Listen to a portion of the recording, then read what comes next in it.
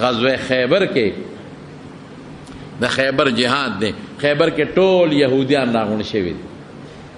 او د مسلمان خلاف سازشونه شروع دي. د مدینې یهودیان هم لاړل خیبر ته.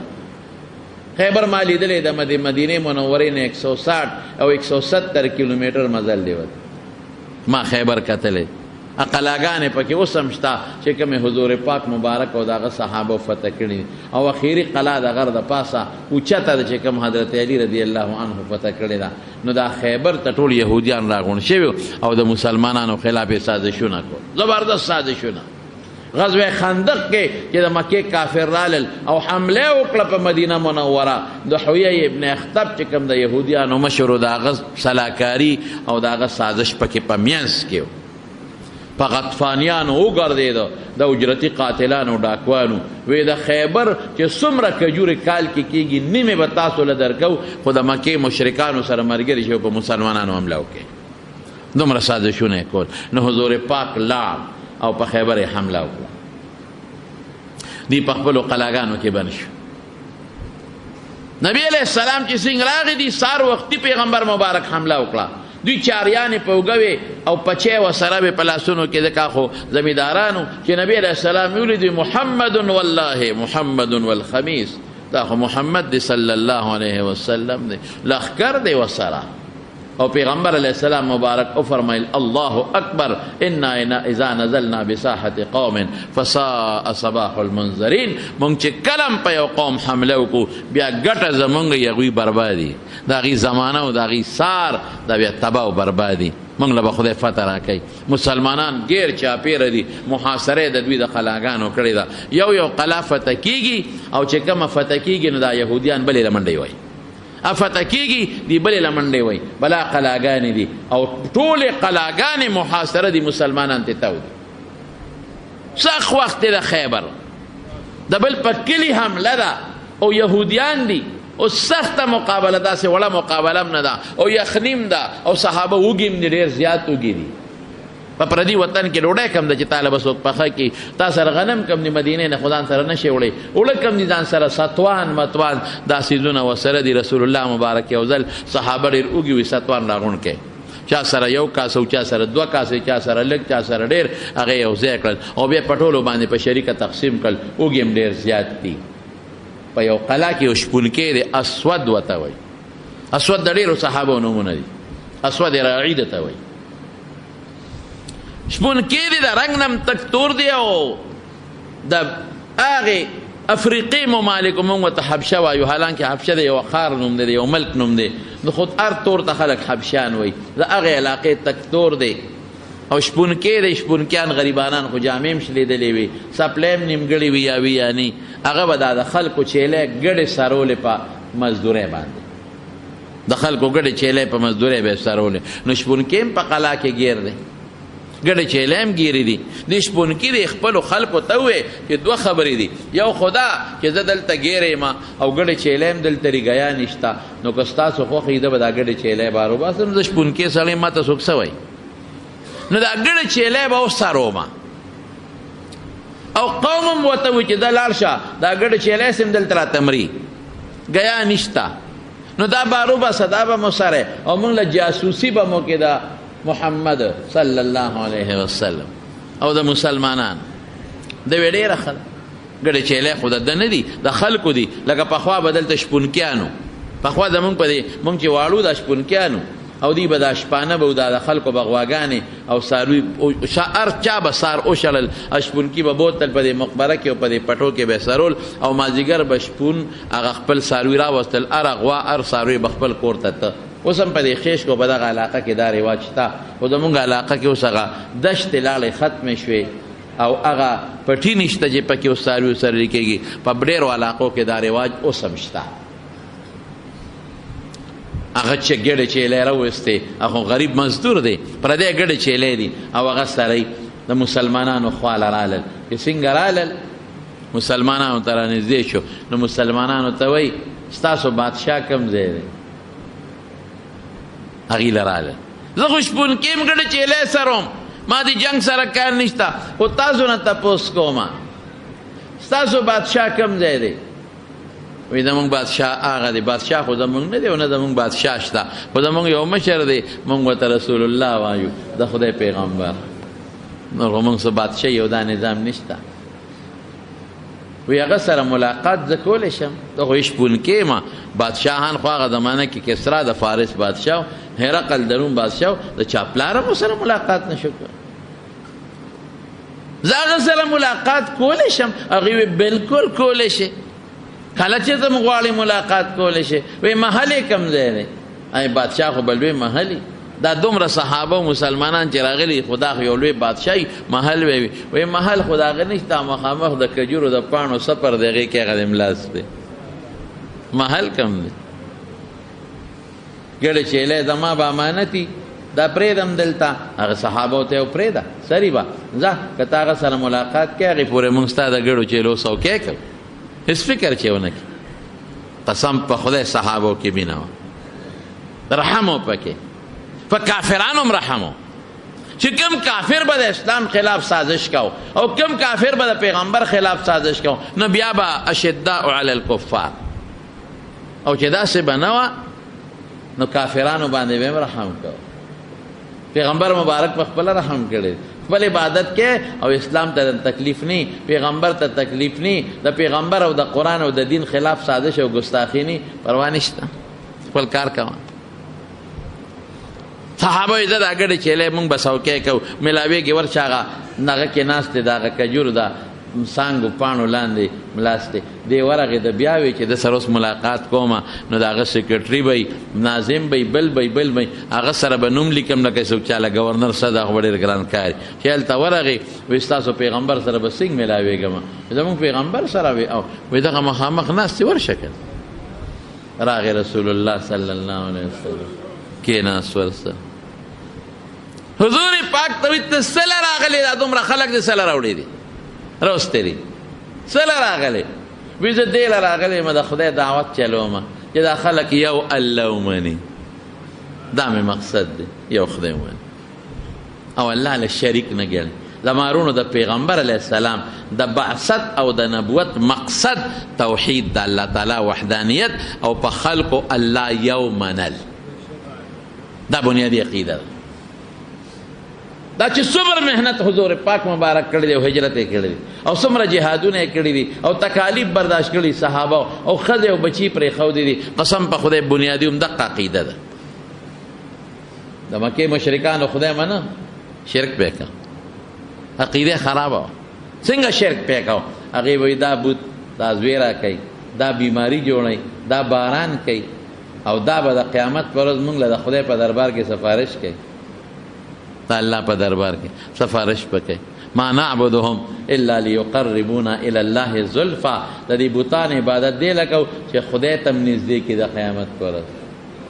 ولې دا بوتان دا څوک دا د هغې د پیغمبرانو ډیزاینونه نقشې وې، د هغې د بچو نقشې وې،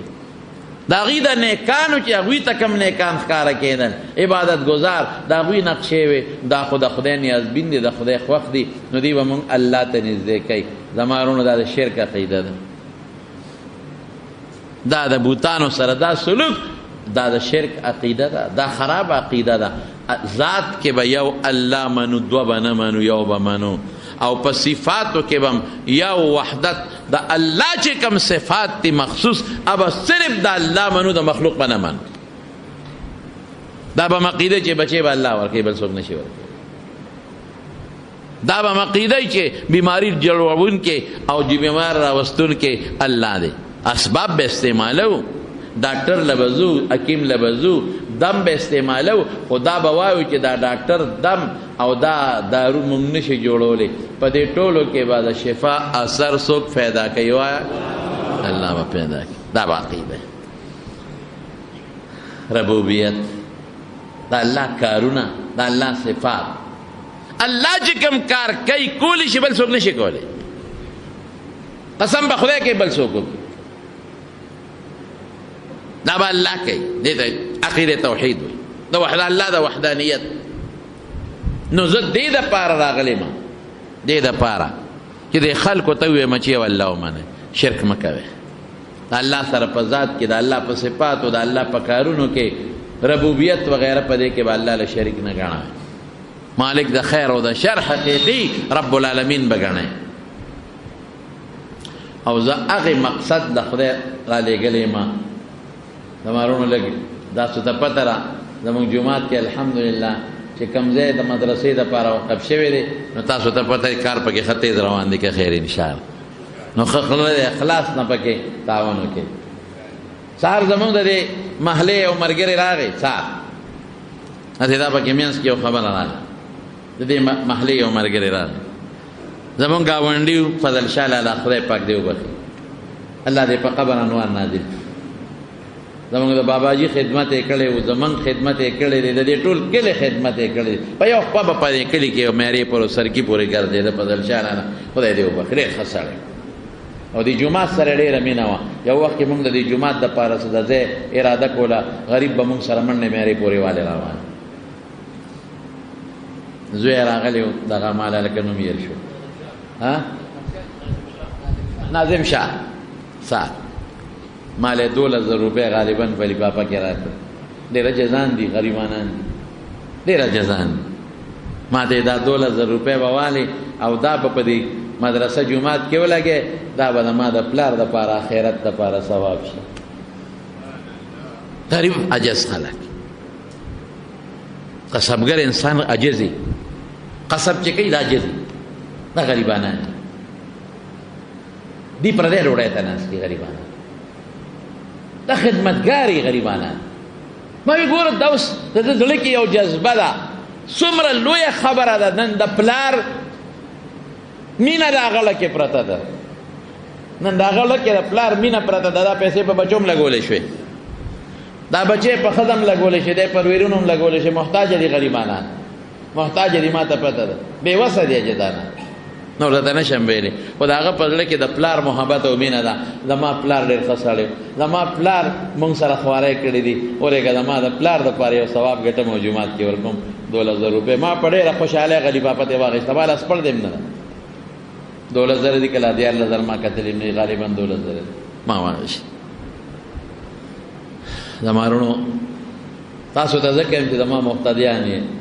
د دې جومات تاسو یې که خیر انشاءالله العظیم نو مونږ کار جومات کې شروع کړی دی الحمدلله تېر ځل هم تاسو ډېر په اخلاص چنده ورکړی دی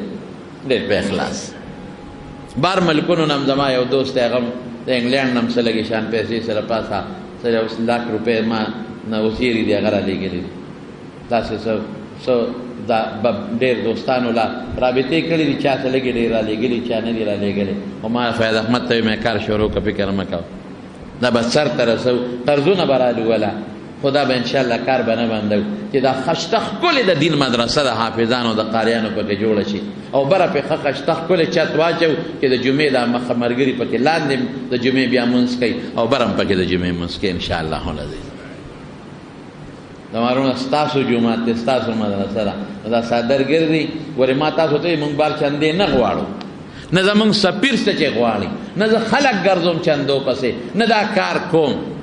خوړه مې ارمان دی چې دا ستاسو د دې جومات مقتدیان یې که د تورنځو یې او که د بار نه د پېښور یو ځای بل دی نو اخلاص سره په دې صادر کې حصه واچوئ ښه ځکه سیمنټ په 1500 د 10 د پاسه بوری ده ډېر زیات لګي ډېر زیات لګي سیخ دی او څه د پاسه 1,15,000 دی که 12,000 روپۍ یو ټن دی او ټنونه به پکې لګي کرشم پکې لګي ارسه پکې لګي نو بعضې دوستان که څوک پکې تعاون کول غواړي اوس دي زما ورور د قاري صاحب فیض احمد صاحب هغه سره خپل نومونه ولیکئ یا تاسو ته خو ما نمبر ویلی دی 0333 913 1210 هغه نمبر دی یا ما سره هم خیر د رابطه کولی شئ نو زړه د اخلاص نه تعاون وکړئ پلار پسې خیرات وکړئ مور پسې خیرات وکړئ پلار پسې مور پسې لکه څنګه ناظم شاه وکړ دقسې پلار پسې مور پسې خیرات وکړئ تاسو هغوی راوړئ دغې مور او پلار ماشومان لوی کړی یې دغې مور او پلار د او د سماتي پاک کړي دي نن هغوی ستا مدد ته محتاجه دي او د دې صدقې جاري نه لوی مدد بل نشته او ځان دپاره مو کې مصیبتونو رد صدقې خدای به مصیبتونه درنه لرې کړي او دا عقیده وساتئ چې د خدای لار کې ورکړئ خدای غیرتي دی دا به نه روکئ انشاءالله د هغې بدل یې به خدای په دنیا کې هم درکوي په آخر کې به هم درکوي انشاءالله العزیز بهر کې پرونو دا خدا صادر ګرځېده د هغې متعلق خبره مې وکړله بهر ملکونو کې زمونږ دا بیان ډېر خلک اوري چې څوک هم دا اوري هغوی ته هم زمونږ دا درخواست دی چې که د مدرسه هم ده جومات هم دی څوک پکې څه قسمه تعاون کول غواړي نو موږ سره کولی شي انشاءالله ډېره زیاته ګراني ده او ډېرې پیسې لګي دغې خور سره او خویندو سره د خدای د دنیا او د آخر خیرونه نصیب کړي زه خو وایم چې یا الله تی په دنیا هم خوشحاله کړي او په آخر هم خوشحاله کړي او خدای مور او پلار لی په آخرت کې اجرونه ورکړي ځکه ډېره غټه قرباني وکړه ډېره غټه قرباني مونږ سره کړې زمونږ زړه ورته دعاګانې کوي او تاسو ته به هم چې د زړه اخلاص هم ورته دعاګانې کوئ انشاءالله بهر کې زما وروڼو عقیده زما خدا مقصد دی چې الله ته حضور پاک هغه شپونکي ته وایي چې الله پاک یو ومنې زه د هغه الله رسول یم شپونکي ورته څه وایي وایي که دا چل مې وکړو دا چې ته ماته څه وایې نو بیا به ما سره به څه چل کېږي زه به څه شم شپونکي ورته وایي رسول الله صلی الله علیه وسلم به تو فرمایل وی تعالی به خدای په جنت کې لوی مقام درکړي د خدای د عذاب نه به بچ شي مسلمان به درته ویلې کېږي او زما د دې صحابو به رور شي رور د دې رور به شي زمونږ به رور شي وی زه به رور شم زه خو تک تور یم زه خو ډېر عاجز یم زه خو فقیر مسکین یم ما خو سپلی جامې م شلیدلې دي او ما نه خو بینځي بینه زه به دوی رور شم حضور پاکو فرمایل بالکل که ته په اسلام کې داخل شو مسلمانی دې ومنله نو بچې زه به دې را تر غاړه باسم ځان ته زما دا صحابه به دې ځان ته را تر غاړه باسي زمونږ رور به شي رور په مونږ به ډېر ګران شي انما المؤمنون اخوة مسلمانۍ کې به هر مسلمان د بل مسلمان روري رور مسلمانۍ وایي دې ته مسلمانی مسلمان د مسلمان رور بس مسلمان د مسلمان دشمن بنی مسلمان به کوشش کوي چې مسلمان ته پاغه نظر وګوري لکه خپل لور ته چې په کم نظر ګورو او د مسلمان ښځې ته به پاغه نظر ګوري لکه د خپل لور ښځې ته چې په کم نظر ګورو او د مسلمان مور ته به پاغه نظر ګوري لکه خپلې مور ته چې ګوري او د مسلمان لور ته به پاغه نظر ګوري لکه خپلې لور ته چې ګوري درندګي به نه کوي نن خو درندګي شروع ده ښځو سره قسم په خدای هغه ظلمونه شروع دي ښځو سره زما لس ستړی شو ما مخکې هم تاسو ته بله جمعه کې ویلي چې خدای دپاره د ښځو د طلاقو دا قصې مه کوئ ورشه وګورئ په پنجاب کې زمونږ دا صوبه ګزاره کوي هلته موټروی باندې غریبه زنانه را روانه ده او ډاکوان راغلي دي او څه عمل یې ورسره د بچو په مخ کې ورسره جرم کړی دی دا درنده دی که د انسان دی دا خو درندګان دي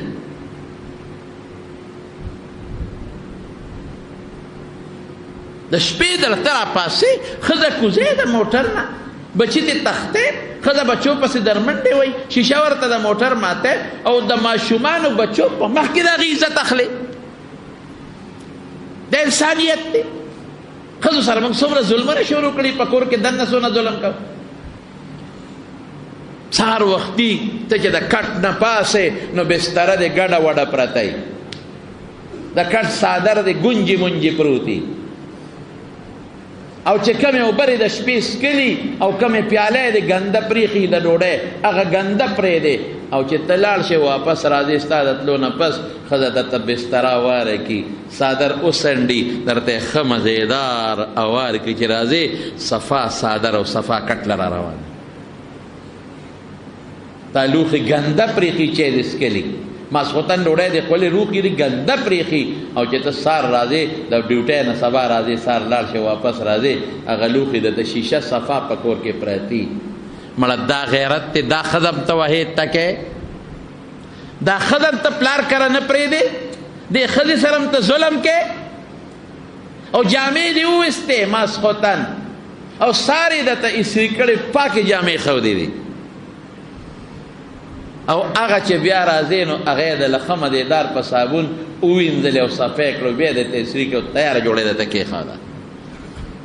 او کم پوستکي چې د کیلو په ځمکه غورځولې دي او ځای دې څښا کړی دی چې ته وودې او واپس راځې هغې درته غوړ جارو کړی صفا کړی وي او چې ته راشې ستړې ستومانه نو یخې اوبې درته په میز د پاسه ایښودي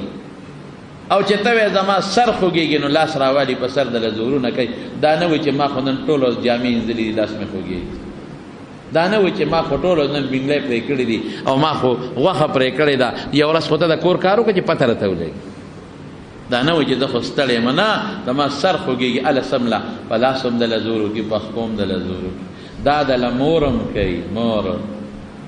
بچې بیمارې سر دې خوږېږي هغه مور راشي او سر ته دې کېږدي بوډۍ مور سر دله زور وکړي زور ځان ته یېري یېر غریبه ناجوړه انسان د مور نه یېري ځان ته یېر او تا ته کېناسته بچې څنګه او ته ورته مورې ته څنګه وایي چې ته ښې ده ښې ما هغه مور هم مونږ کوتک راوالو په سر یې وو هغه مور ته مونږ سپی وایو سپی هغه مور چې ته بار وځې او هغه تا ته لپې لپې دواګانې کوي هغې ته مونږ د سپی په نظر ګورو د سپی په نظر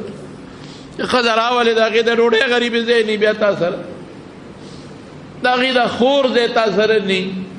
د هغې د رور ځای تا سره نی موږ سور ته ولې دونه ظلمونه مونږ کوو مونږ خدای له به نه ځو دا زنانو سره ولې دونه ظلمونه مونږ کوو دا لوښي دله څوک ایندي دا سر ته څوک ناستي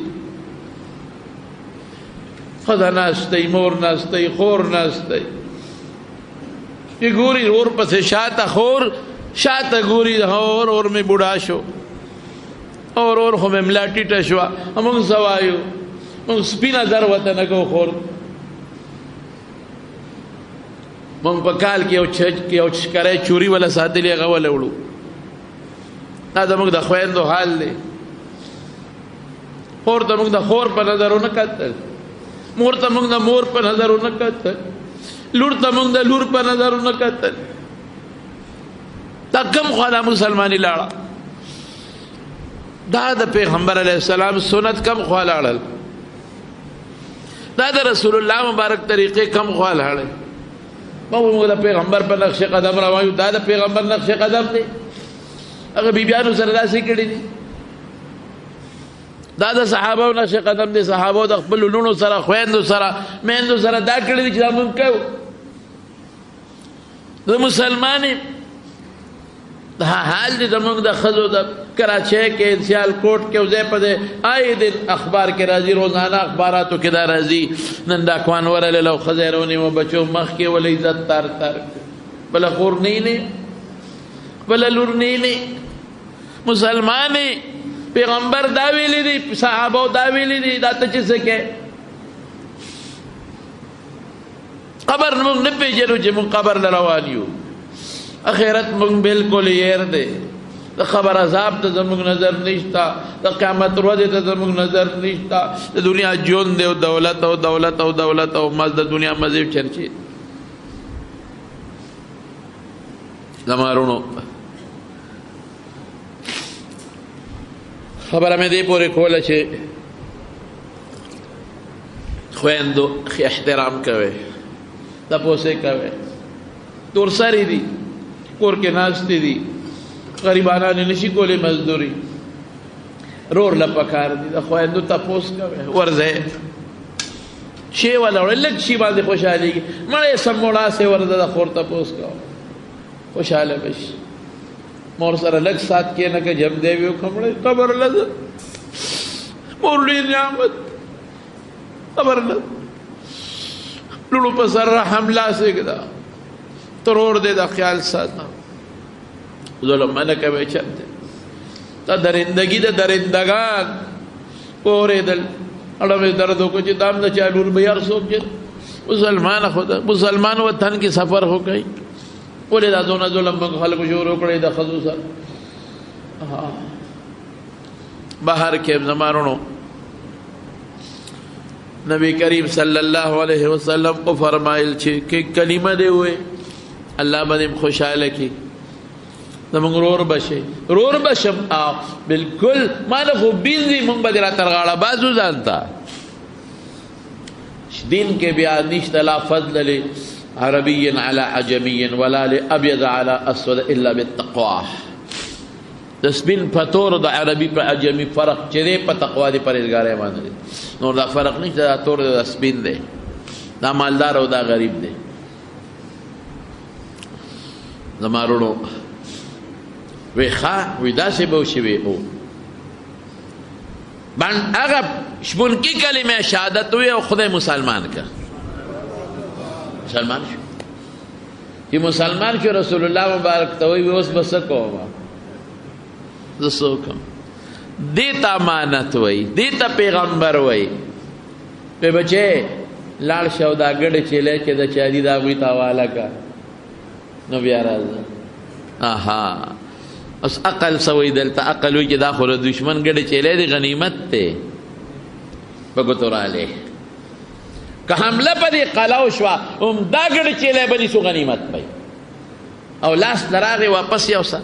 او کم وخت دی صحابه دومره غریبانان اوږي دي دومره چې د یهودیانو نه خره راونیول، خره یې لال کړل، خره دا کورني خره او په کټمو کې غوښې باندې کړې. نو حضور پاک ته چا وویل چې صحابه خو خره لال کړل او هغې په کټو کې باندې کړې. وی الوازو کې مردار دي، هغې ته پته نه وه غریبانانو ته. دغې وخت کورنۍ خره د هغې غوښې خوړل حرام شو،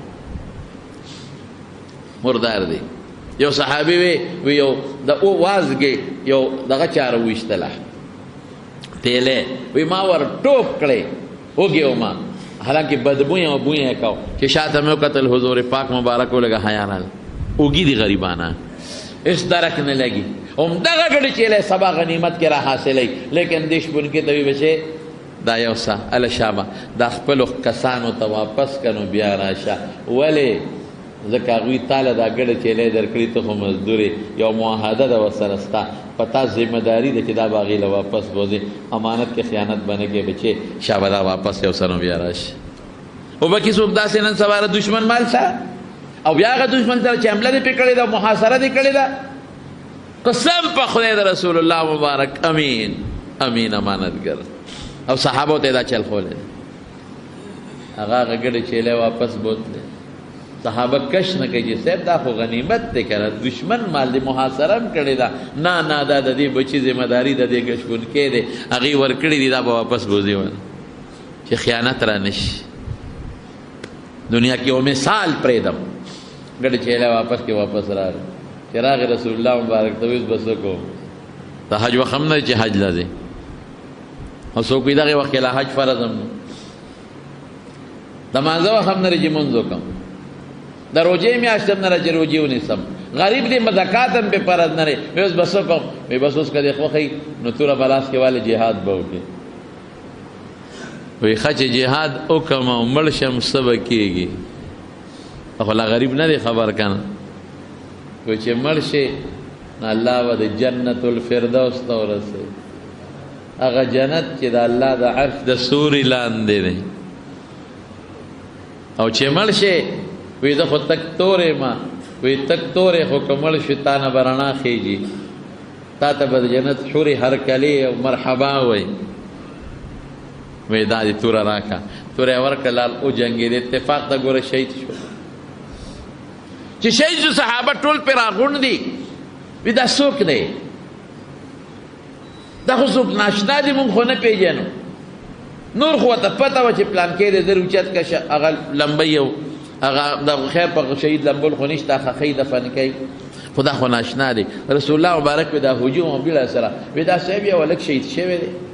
څوک یې نه پېژني، په تیر کې لګېدلی دی او که دا څنګه دی. هغه ته خلک راغونډ دي. نبي علیه السلام مبارک ورغی چې ویې کتل، وی دا زه پېژنم. تاسو نه پېژنئ، خو دا بچې زه پېژنم. هغه بچې دی چې د نه مونځ وکړو، نه روجه ونیوله، نه زکات ورکو، نه حج وکړو، نه نیک عمل وکړو، خدای جنت الفردوس ته ورسوي. وایي دی ما ته دې وخت کې په جنت الفردوس کې ښکاري دا بچې، او دا بچې دې وخت کې ما ته د حور عین سره خشته حور سره ښکاري، او دا بچې دې وخت کې ما ته لکه د سپومې خشته ښکلې رڼا ښکاري، او دا بچې ما ته ډېر خوشحاله ښکاري. لیکن امانت واپس ورسوي. مکه مکرمه چې کله فتح شوه، مکه مکرمه غیره خبره اوږده ده اوس دا به درته بله جمعه کې ووایم. خو زما وروڼو په موږ ستاسو دا غټه ذمهداري ده، غټه د مانځه چې موږ په صحیح طریقه ویم خو غلطې ونه. په موږ دا زکات ذمهداري ده چې موږ زکات د هغه طریقې سره ورکړو چې کوم موږ ته رسول الله مبارک ویلی دی، او موږ پکې ریا ونه کړو. موږ صدقه او خیرات په هغه طریقه ورکړو چې موږ ته پیغمبر مبارک ښولی دی، او موږ په هغې کې ریا مه نه کړو او سبا دا مه نه وایو زکات مې در نه کړ، خیر ښېګړه سره کوم او زما لغم خادیله اوس نه راځي. نه، لا تبطلوا صدقاتکم بالمن والاذى، احسانونه به نه کوي او نه به چاته ضرر رسوي، صدقه به په دې نه بربادوي. او روجې نیسو یو ذمهداري ده په هغه طریقه چې حضور پاک ښولی. حجم یو ذمهداري ده په هغه طریقه، امانت ذمهداري ته وایي چې الله ویلي په هغه طریقه. او ایرونو د ښځې پته یو ذمهداري ده، هغې سره به هغه ژوند تېری چې څنګه الله او رسول تېر کړ، څنګه رسول الله مبارک تېر کړی. د بچو هم تا باندې یو ذمهداري ده، هغسې ژوند به تېری چې کوم موږ د پیغمبر مبارک ښولی دی. په بچو د پلار او د مور ذمهداري ده، هغسې ژوند به تېری چې موږ ته پیغمبر مبارک ښودلی. او په افسر هم یو ذمهداري ده چې د خپل ماتحت سره به داسې ژوند تېری لکه د بچو سره چې ژوند تېری. او د کلاس فور او د بابوم دا ذمهداري ده چې د خپل افسر سره به داسې ژوند تېری لکه د پلار او د تره سره چې څنګه ژوند تېری. او د سرکاري افسر ډیوټۍ والا باندې دا ذمهداري ده چې وخت به پوره تېری، ټګي به نه کوې په ډیوټۍ کې، ټګي به نه کوې.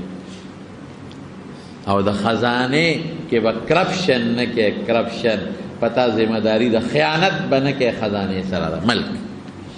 نه به کوې. دا ذمهداري ده، پتا دا ذمهداري ده چې دا ستا ملک دی، دې ملک سره به هم ټګي نه کوې، دوکه به نه کوې. دا ټول ذمهدارۍ دي که نه؟ پتا دا هم ذمهداري ده چې زه دله پیسې درکړمه چې ماله روجې راکړه، نو ګډې والا به نه راکې، صفا روجه به راکې.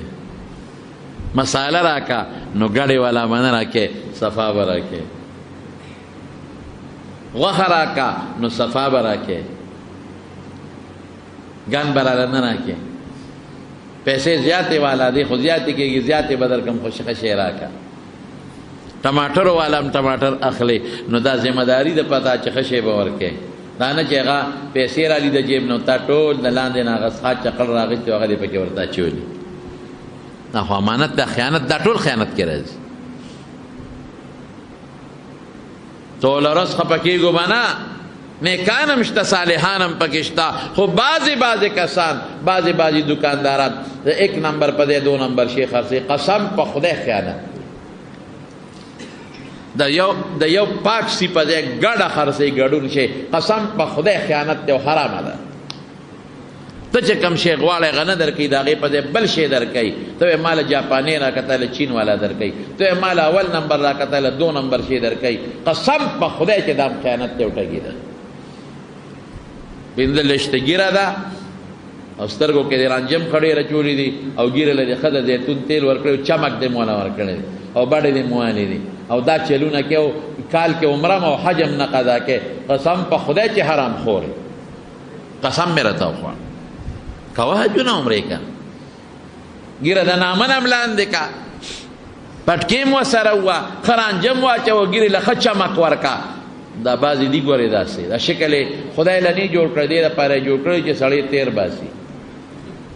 ته ورشې وایي د ده خو په لمن منځ کېږي. دې ګیرې ته وګوره سمه رڼا کوي، دې مخ ته وګوره سمه رڼا کوي، دې تندي ته وګوره سم سجدې پې داغونه جوړ کړي دي، او دې رنجو ته وګوره داسې نه دي ګران شوي، دا ټول دې پورې کوي. او دې شکل ته وګوره، بډو ته وګوره، بانګ سره جومات ته لاړ، او میانځ کې ورته وایي کاکاجي تمارو جي پکار دی خو چې ګډه پکې نه، نو ټول دل هغه 2 نمبر شی لري، 2 نمبر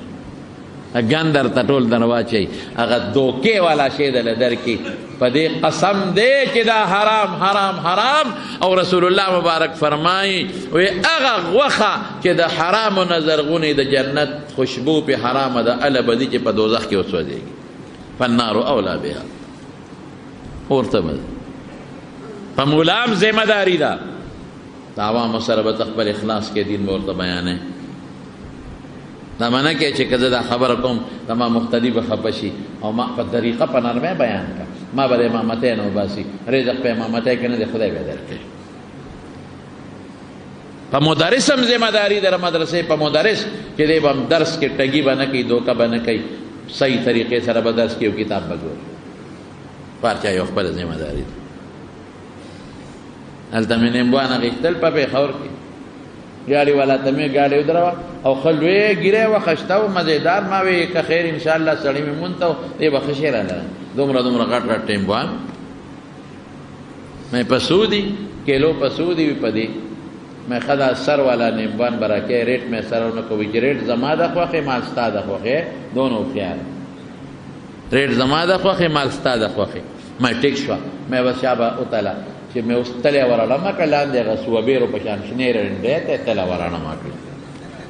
ای کاکا دا بره وایي دا به په چا خرڅومه مې اوس غریب سړی مولیم نه جنګ نه شم کولی نه ستغه ویلی شم ګنې زه به راته اوس لنډ جواب در کوم چې په هغه مور دې خرڅ کړه په چا خرڅوې ما خو تا ته خبره خلاصه کړه که نه تا په خپله وایي چې ریټ ستا ما د خوښې او مال ستا د خوښې دا په چا خرڅوم رسول الله مبارک یو ځل راغی او غنمو کې لاس ومنډه لاندې لامدو سړي ته دا ویلې وایي باران پې شوی دی باران په بره کېږي که په لاندې کېږي لامده بره کېږي چې خلکو ته پته ولګي موږ څه چل کوو موږ دغه لامده هغه ګن لاندې کړو هغه پې د پاسه کړو چې ګاګ پې دوکه کړو او ګاګ پې ووو او د شپې چې کور ته لاړ شو نو بیا څه چل کوو بیا موږ ښه ورېږه ډوډۍ وخوره نه ورېږه مونځ کومه تا خو لیټ شو که نه مونځ یاره یو څو رکعته نفل مې هم کوله او منځ کې د ټول ګن په خلکو خرڅ کړی دی ټول ارامه دی راوړی حرام به نه کوې حلال به کوې په دکاندار دا امانت دی ذمہ داري ده چې کوم شی ګاګ ته نه اخلي همغه شی ورکې غلط به نه ورکې لږه ګټه قسم په خدای که په پیسه کې پیسه د انسان د راحت ذریعه ده ګورې راحت نه دی دولت د انسان د راحت او د سکون ذریعه ده راحت او سکون د چا په لاس کې دی یو ملګري خبره کوله و خبره نه اوږده شوه وی روانو عمرې له زما یو ملګري و ډېر زیات مالدار نو ما هغه ته ویل چې هلکه چې ته چې لاړ شو چې ته ځان له چې د نږدې ځای والو او عمرې دپاره ځو چې ځای هم نږدې وي چې مکې ته حرم ته تلل راتلل هم راته اسان وایي ما ته ویل مړه خو چې پیسه یې هر څه میلاوېږي ولې سوچونه کې وایي ما به ورته بیا وایي چې مړه دا چل وکړو دا یاره مړه چې پیسه را سره یې څه غمونه کې چې پیسه یې په غرونو کې لارې وباسي مالدار اوسه څه د سره څه کې هر شي کې پیسه یې پیسه یې پیسه یې پیسه یې پیسه یې وایي خیر لاړو هلته خو بیا ځانځاني وي وی د بیت الله په دې پوړی ناست دی او سر یې داسې لاس کې نیولی دی او دا چل کوي مې چې هلکه څنګه چل دی ولې وی پېشمنۍ مې نن نه دی کړی ولې دې پېشمنۍ نه دی کړی وی سر مې خوږېږي نن پېشمنۍ پاتې دی ولې دې نه دی کړی یاره وی را پاسېدم هغه هوټل ته ورغلم بلاره شو پکې نو هغه سړي له ورغلم وی لینډ کې ودرېږم وی لینډ کې ودرېدم وی چې زما نمبر راته بانګې ووایي مې تا خو وی چې پیسار څه کوي که پیسار څه کوي نن د پېشمنۍ ولې ونه که چې پیسار څه کوي پیسه به د سره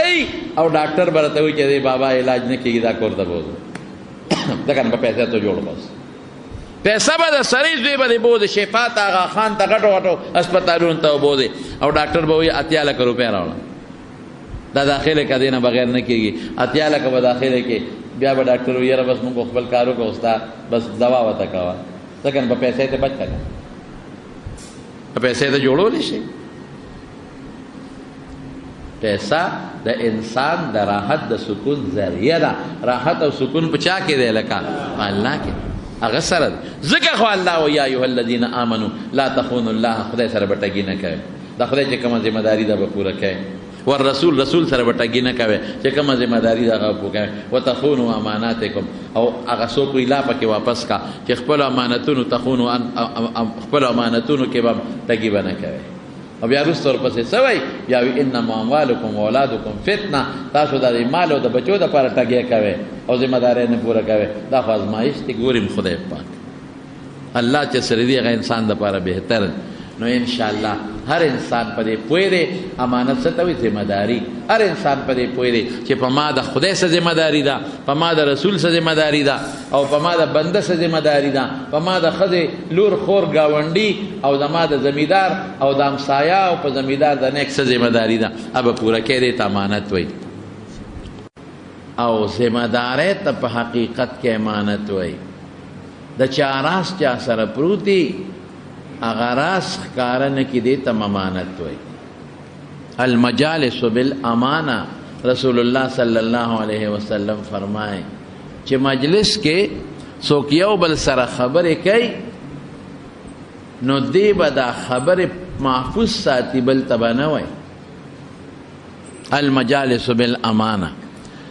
او رسول الله صلی الله علیه وسلم فرمایي چې دوه کسه یو بل سره خبرې کوي او ناګانه دا یو داسې شاته وګوري، د دې خبرې مقصد دا دی چې دا خبره زه پټه ساتل غواړم، دا به ګورې چاته نه کوي، خبره به نه ښکاره کوي بل ته. البته د دریو څیزونو اجازت پکې شته. یو دا چې په یو مجلس کې څوک د چا د مرګ صلاح مشورې کوي پټې، نو هغه ته ښکاره کړه چې دا بل مسلمان وینه بچي. یا په یو مجلس کې څوک د چا د بدعملۍ مشورې کوي، نو ښکاره کړه چې هغه انسان خپله لور خور محفوظ کړي. یا په یو مجلس کې څوک د چا د ضرر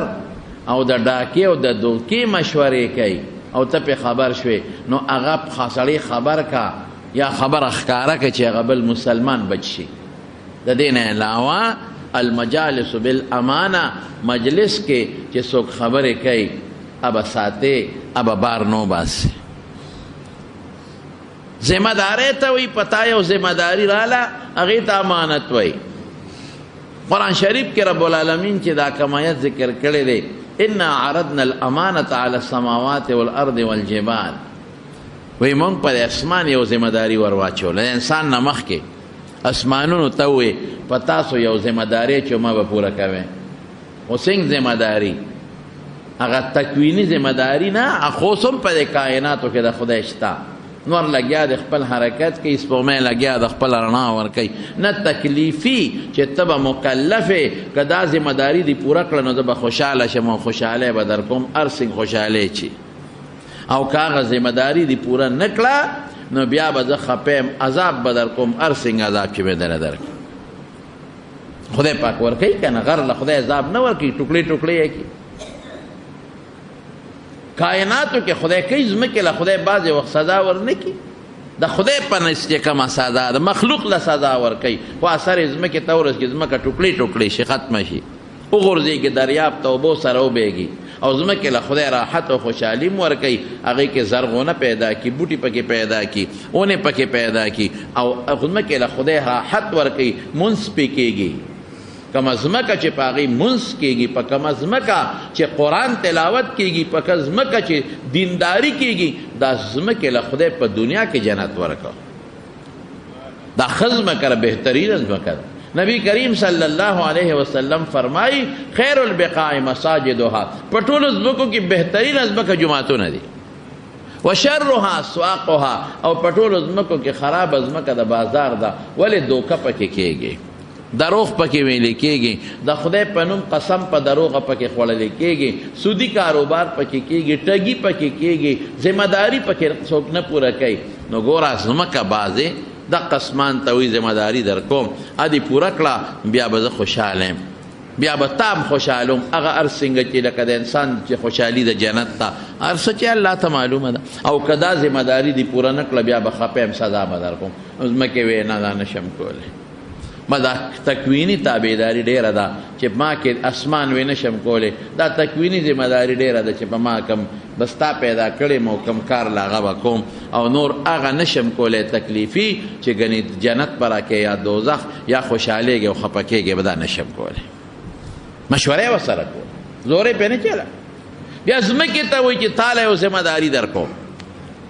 هغه ذمہداري دې پوره کړه، خوشحاله به دا خدای خوشحالي جنت هم کېدی شي، هر څه کېدی شي، هر څه کېدی شي. او که دې پوره نه کړه نو سزا به در کوم. ځمکې وایي نه، الله دغه تکویني ذمہداري ډېره ده چې دا زه کوم، زرغونه د لکومه د استاد مخلوق له ګرځي را باندې یا نور فایدې دې راکې خودې دي منافع بس دا ډېره ده نشم کول دغه نشم کول ستا غصې ته نشم ټینګېدی اسمانه مو ځمکې مو ستا قهر ته نشم ټینګېدی یا به ذمهداري پوره کړی شم یا به پوره نه کړی شم بیا غر ته ووې چې تاسو غرونو تاسو باندې یو ذمهداري اچوم هغه م وکړله پوره م کړله نو زه به خوشحاله یم او خوشحالی به درله در کوم هغه م ونه کړه زه به بیا خفه یم او بیا به موراني سمه نه بس الله چې دا کم څه دی را باندې ذمهداري اچولې تکویني دا ډېره ده دغه تکلیفي نشم کولی هسې نه چې ته هغه پوره نه کړو بیا دوزخ ته او ستا قهر ته به خدای څوک ټینګېږي اوس چې کومه ذمهداري الله انسان چې په یو شي ذمهداري اچوي د هغې وس ورکوي لکه تا ته مور شه بازار ته لاړ شه ماله سبزي راوړه نو زه به تاله د بازار د تلو بندوبست کوم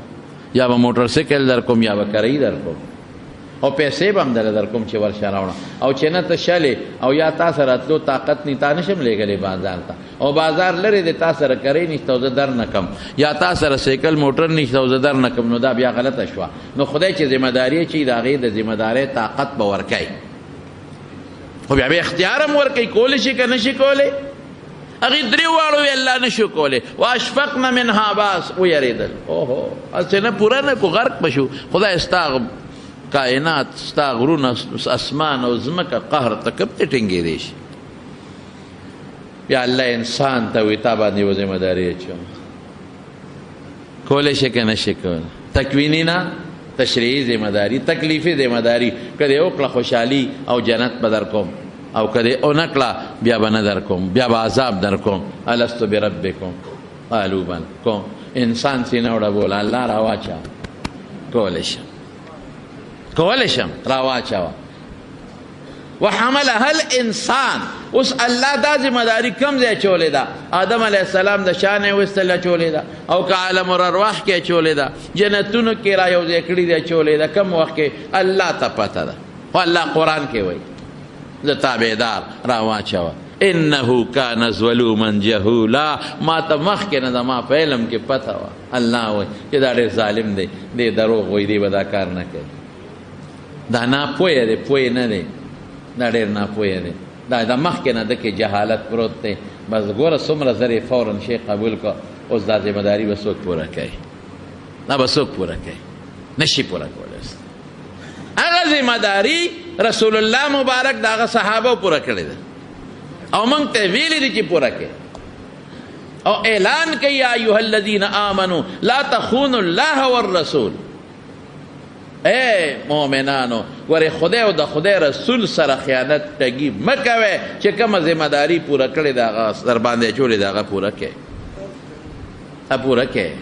یا ایها الذین آمنوا لا تخونوا الله والرسول وتخونوا اماناتکم وانتم لا تعلمون خدای سره به هم ټګي نه کوئ ذمهداري به پوره کوئ د خدای رسول سره به هم ټګي نه کوئ ذمهداري به پوره کوئ ځان سره به هم ټګي نه کوئ ذمهداري به پوره کوئ دا به خامخا ذمهداري پوره کوئ وانتم تاسو خیانت کوئ دا پوره نه کوئ لا تعلمون او بیا رب العالمین دې پس یو ټکی وایي واعلموا انما اموالکم واولادکم فتنه د دې ذمهدارۍ په لاره کې به مال رکاوټ جوړېږي بچي به رکاوټ جوړېږي دا به رکاوټ جوړېږي وان الله عنده اجر عظیم مال بچو ته مه ګوره خدای ته وګوره اجر به خدای درکړي اوس یو څو د ذمهدارۍ خبرې درته کوم موږ وایه امانت دې ته وایي پیسې ورکه دا به محفوظي مال ورکه دا به محفوظي نه په هر چا ذمهداري ده د ټولو نه مخکې په ما دا ذمهداري ده چې زه به الله چې کوم عقیده ما ته ویلې ده هغه عقیده به خپله محفوظ ساتم منځ کې یو ذمهداري په ما پتا ده به پوره کوې د منځ هغه ذمهداري موږ پوره نه کړه ډېره پوټینۍ ذمهداري ده موږ پوره نه کړه د منځ هغه څه ذمهداري ده 2 رکعته منځ د افسار 4 د ماسپښین مازدیګر ماسخوتن 3 د ماښام دا به په هغه طریقه کې په کومه طریقه رسول الله مبارک کړي دي صلو کما رأیتمونی اصلي پیغمبر نمونه د اسوه حسنه چې زه څنګه منځ کوم هغسې به کې هغسې وکړم درز او دروز هم جوړ کړی منځ ته ماړو سوچ نه د 100 روپو ټماټر چې الو څومره پکې سوچ او فکر کو لټو چې خراب را نه کی او د کروڑونو روپو مونږ کې مونږ پکې سوچ تکو او هغه نور امانتونه توبه واسه. نبی کریم صلی الله علیه وسلم چې هجرت کوي د مکې نه مدینه منورې ته